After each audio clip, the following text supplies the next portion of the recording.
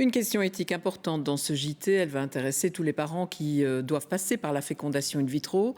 Quel statut doit-on donner à un embryon congelé? Aux États-Unis, la Cour suprême de l'Alabama a tranché. Elle estime que ces embryons sont des enfants et cette décision provoque des remous. Explication Éric Destiné avec Hugo Moriamé. La Cour suprême de l'Alabama. Derrière ces murs, 7 juges, tous républicains, ont pris une décision très controversée. Pour eux, les embryons congelés, ceux utilisés notamment pour la procréation médicalement assistée, doivent désormais être considérés comme des enfants, comme les autres. Dans cet État du Sud, très conservateur et très religieux, c'est une victoire pour le puissant mouvement anti-avortement. We know that there are hundreds of thousands of embryos that are discarded through the IVF process, killed and lost.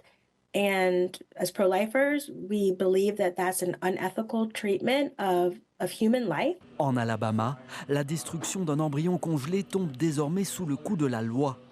Il faut donc conserver indéfiniment les embryons pour éviter d'éventuelles poursuites pénales. This is unprecedented. This has never happened before. We now have a situation where we are saying that a fertilized egg is a child, and all of the things that we do as part of the IVF cycle are called into question. C'est tout le processus de la procréation médicalement assistée qui est visé.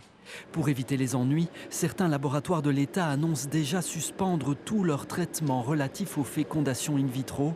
C'est le cas par exemple de l'Université d'Alabama et d'autres pourraient suivre, comme celui qui s'occupe de ce couple. We just started freaking out about, are we going to be able to continue, and have we wasted all this time and money already in anxiety? Yeah.